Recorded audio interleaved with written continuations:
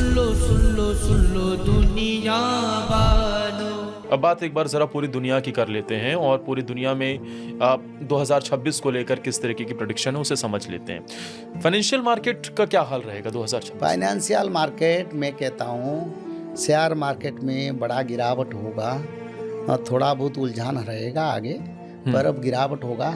Share market मनुष्य के लिए बड़ा आपद है 2026। पंडित जी 2025 में सोने चांदी के भाव ने सारे रिकॉर्ड तोड़ दिए, लाइफ टाइम पर पहुंच गए, 100 गुना बढ़ते हुए नजर आए, सारे रिकॉर्ड टूट रहे हैं चांदी। और तो क्या 2026 में कोई रेट गिरने के आसार हैं, क्योंकि लोगों का ध्यान इस तरफ है कि सोना चांदी सस्ता होगा या फिर और महंगा होने वाला है? देखो सोना का जो भाव बढ़ा है उससे आगे जाना मुश्किल है, नहीं होगा। आगे सोना का भाव कम होता जाएगा और चांदी का भाव थोड़ा बढ़ेगा। ऐसे समय आएगा सोना चांदी का भाव 10 रुपया में भी कोई नहीं लेंगे, वो 2028 का बाद में कहता। तो जो लोग सोना चांदी में इन्वेस्टमेंट करते हैं वो क्या 2-3 साल के लिए करते हैं, तो 3-4 साल के बाद तो सोना चांदी का गिरावट इतना होगा कोई उसको पूछेगा नहीं। तो इसमें क्या विचार है? यानी 2028 में 10 रुपए किलो सोना मिलेगा? 28 के बाद कम होता जाएगा, बहुत कम होता है। 2034 तक सोना चांदी को पूछेंगे नहीं। जो सत्ययुग निर्माण होगा, लोग सोने के थाली में खाएंगे। आज स्टील का कीमत क्या है? 60-70 रुपया। ऐसा होगा और क्या? सोना के थाली में लोग खाएंगे ना। सत्ययुग गोल्डन एज है ना, तो 2032 का बाद ऐसी स्थिति होने के लिए शास्त्र में लिखा है। मैंने आपकी कुछ वीडियोस देखी जिसमें आप इस बात का जिक्र कर रहे थे कि मोदी हिंदुस्तान के आखिरी प्रधानमंत्री होंगे। शास्त्र में लिखा है, मैंने बताया। यानी उनका आगे सामने या पीछे कोई प्रधानमंत्री नहीं आएंगे, वो अंतिम प्रधानमंत्री होके देश को सत्ययुग तक लेके जाएंगे। वो आखिर सारथी है सत्ययुग का, यानी सत्ययुग बनाने के लिए। तो यानी योगी जी प्रधानमंत्री नहीं बन पाएंगे? देखो, एक ही शासन है, एक ही दल का शासन है। भगवान ने जिसको जिस दर्जा में रखेंगे वही काम करेंगे। मोदी जी के बारे में हमने बताया, वो शास्त्र में भी लिखा है, वो अंतिम प्रधानमंत्री है। तो उससे कैसे मैं अलग बोल सकता हूँ? जो शास्त्र विचारधारा में हमारा आता है हम उतना बताते हैं, ना उसे आगे बताते हैं ना उसको कम बताते हैं, ना इसमें हमारा कोई गलत विचार। जो सत्य है उसको बताया, वो शास्त्र में लिखा है, वो ही आखिर प्रधानमंत्री, वो सत्ययुग तक रहेंगे।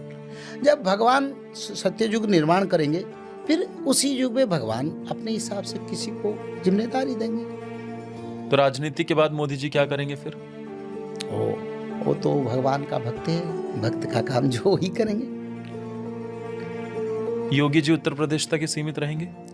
आगे तो सारा विश्व में सनातन शासन चलेगा और भगवान अयोध्या में मरु को स्थापन करेंगे, ये लिखा है। तो ये सब कुछ भागवत में लिखा है ना, तो इसी हिसाब से युग परिवर्तन होगा। गणतंत्र शासन तब नहीं रहेगा ना। अगर गणतंत्र शासन नहीं रहेगा तो वो भगवान का इच्छा किसी को जिम्मेदारी देंगे नहीं देंगे।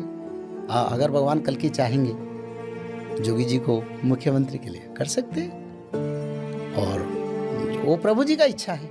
जैसे अर्जुन को राज चक्रवर्ती प्रभु ने बनाया, नहीं युधिष्ठिर को राज चक्रवर्ती बनाया, तो प्रभु चाहने से किसी को कुछ कर सकते हैं। विभीषण को लंका में राजा बनाया, तो ये प्रभु जी का निर्देश की पर होगा। उस समय कोई वोट गणतांत्रिक पद्धति नहीं रहेगा। वो 32-34 के बाद में कहता हूँ। तो 2026 में भारत क्या पाकिस्तान के ऊपर कोई बड़ा हमला करने वाला है? भारत किसी के ऊपर हमला ना किया ना करेगा। भारत शांति देश है, पर भारत के ऊपर अगर हमला कोई करता है, भारत उसके ऊपर युद्ध करता है, क्योंकि भारत धर्म है, ये धर्म देश है। धर्म पहले किसी के ऊपर अत्याचार नहीं करता, पहले पापी लोग करते। तो भारत के ऊपर अगर करेंगे तो भारत उसका हिसाब जैसे दिया ना अच्छी तरह से ऐसे देगा। भारत शांति देश है, भारत धर्म का देश है। इस देश में धर्म है, सारा विश्व में अगर धर्म है इस देश में है। तो भारत के ऊपर कोई अत्याचार करेगा, अटैक करेगा, भारत उसको छोड़ेगा नहीं, उसका हिसाब देगा। क्या भविष्य में पीओके के संकेत भी दिख रहे हैं कि सीमाएं परिवर्तित होंगी? मैं तो कहूँ सारा विश्व भारत बनेगा। मैं तो कहूँ सारा विश्व भारत बनेगा और भारत की अधीन में सारा विश्व शासित होगा। सत्ता भारत से चलेगी दुनिया की? सत्ता भारत से विश्व की चलेगा। कलयुग आपने 2028 से 32 महत्वपूर्ण साल बताए। नहीं, मैंने 2025 से 32 बताया। हाँ 2-3 साल इधर उधर होगा, इसमें मैंने लिखा हूँ भगवान का ही पर निर्भर करता है, तो वो कैसे कर सकते हैं। पर शास्त्र लिखता है 2032 से सतयुग का आगमन होगा। वो आखिरी समय कैसा होगा फिर?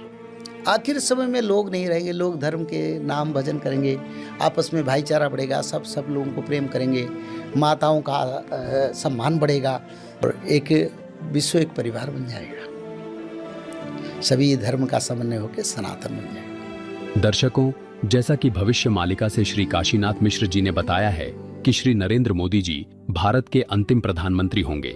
उसके बाद वोट का राज नहीं रहेगा। जो कल की अवतार आ चुका है वह अपने हिसाब से व्यवस्था करेगा। सोने की कोई कीमत नहीं रहेगी, इंसान का पैसे से कोई लगाव नहीं रहेगा, सभी बहन बेटियों और माताओं की कदर होगी, सबको समान दृष्टि से देखा जाएगा और उनका सम्मान बढ़ेगा।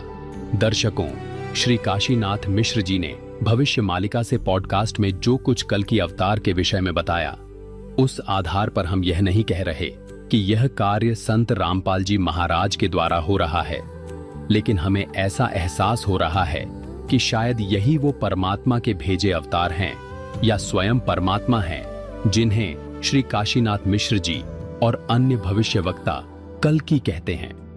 लेकिन हम उन्हें कल्कि नहीं कहते, क्योंकि कल्कि तो कलयुग के उसी निर्धारित समय पर आएगा, जैसा कि शास्त्रों में बताया गया है कि कलयुग की अवधि 4,32,000 वर्ष है।